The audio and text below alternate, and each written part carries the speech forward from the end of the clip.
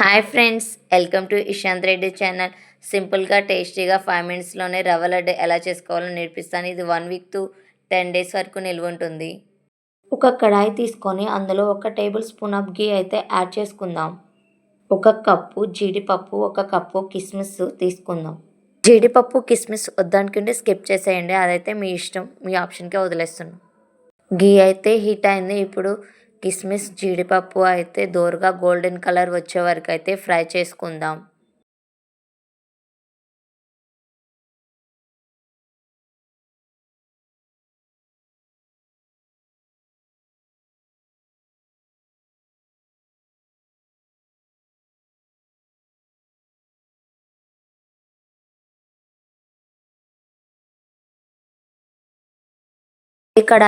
అదే కడాయిలో 2 glass of రవ్వ అయితే తీసుకుందాం.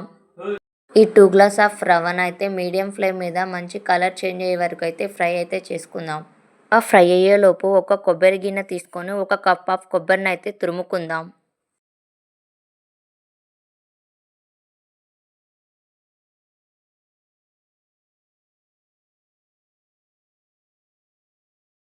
రవ్వ అయితే లైట్ గోల్డెన్ కలర్ అయితే వచ్చింది. ఇప్పుడు స్టవ్ ఆఫ్ చేసుకొని రవ్వను పక్కన పెట్టేసుకుందాం. ఇప్పుడు మరొక కడాయి అయితే తీసుకున్నాను. 2 గ్లాస్ ఆఫ్ రవ్వకి 1.5 గ్లాస్ ఆఫ్ చక్కెర అయితే యూజ్ చేస్తున్నాను.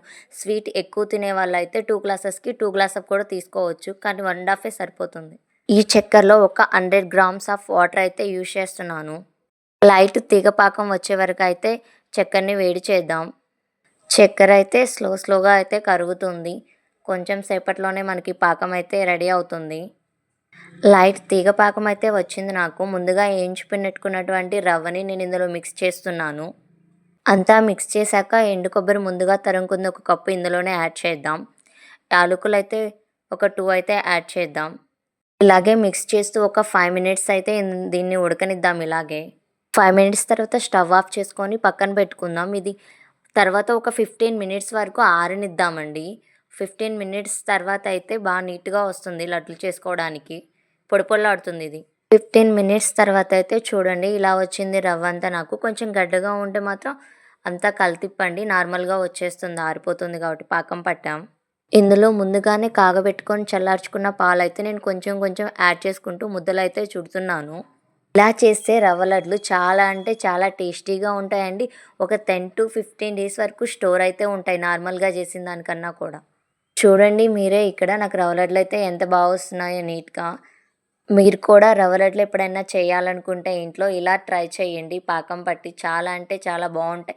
టేస్ట్ కూడా చాలా అంటే చాలా బాగుంటుంది. రవ్వ లడ్లు అయితే చుట్టడం నాది కంప్లీట్ అయింది. లాస్ట్కి వచ్చేసింది.